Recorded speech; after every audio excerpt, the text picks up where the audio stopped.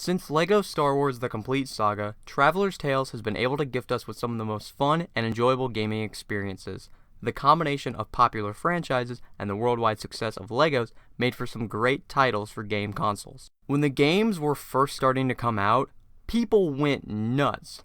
They sold like hotcakes, and they were must-have games for the consoles they were released on, which is pretty much every console. You had classics like LEGO Star Wars, Indiana Jones, Batman, Clone Wars, Harry Potter.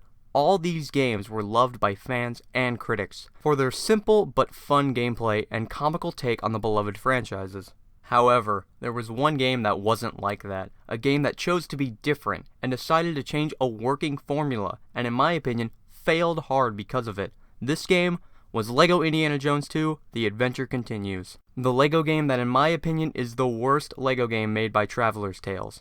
Well, okay, maybe LEGO Friends for the 3DS is worse, but I haven't played it. Also, yes, this game actually exists. LEGO Indiana Jones 2: Electric Boogaloo was released in 2009 and was obviously the sequel to the extremely popular LEGO Indiana Jones. The first game came out just a month after the fourth movie's release, which meant there was no time for the developers to add it into the game, so Indiana Jones 2 was made to essentially add in the fourth movie and also retell the first three movies.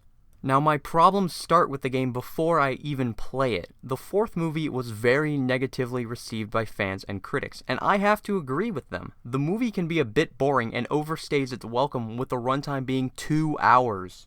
Now you might be saying, that's the movie. How does this affect the game? Well, the game puts the most emphasis on the fourth movie. The first level is the opening of the fourth movie. The fourth movie is also split into 3 parts, so the fourth movie, which is widely considered to be the worst by a lot of fans, ends up being half of the game, and it's honestly just as boring to play through as it is to watch the film.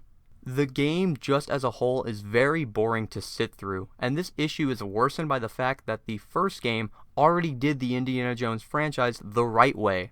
Another issue is the levels. A lot of them are so dull to play through, and they mostly consist of one large room with multiple objectives to complete in it, rather than a longer, more sprawling level with multiple rooms that actually has structure and pacing. For example, in the first game, the level City of Danger, you're running through the streets, jumping from rooftop to rooftop, and is just overall an expansive and fun level to play through. Compare that to LEGO Indiana Jones 2's City of Danger level. It's one singular area, and all you do is fight goons. Amazing. This problem happens with the other movies too. Each movie has a level where all you do is fight goons. Each movie has a level where all you do is drive in cars that control like their treads have been sanded down to nothing, and there's butter everywhere, and every single time it is honestly a complete drag.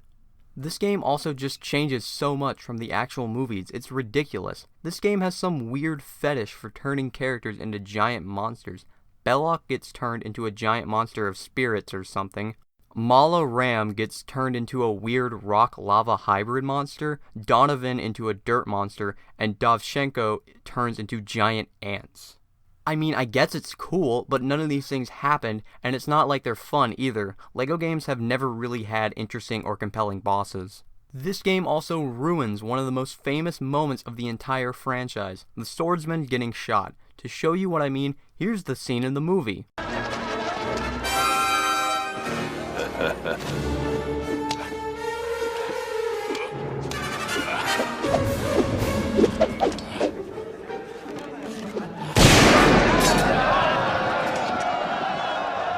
Now here it is in the first game.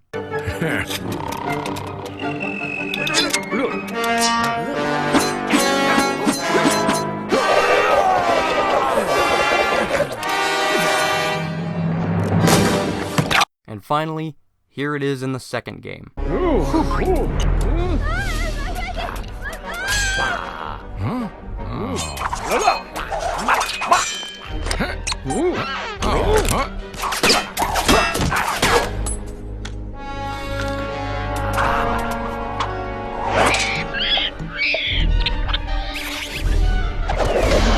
Why? Why change something that was already good? The first just proves how amazing it is by not changing the best part. It doesn't make it any better, it's not funnier, it's just dumb. Kinda like this whole game.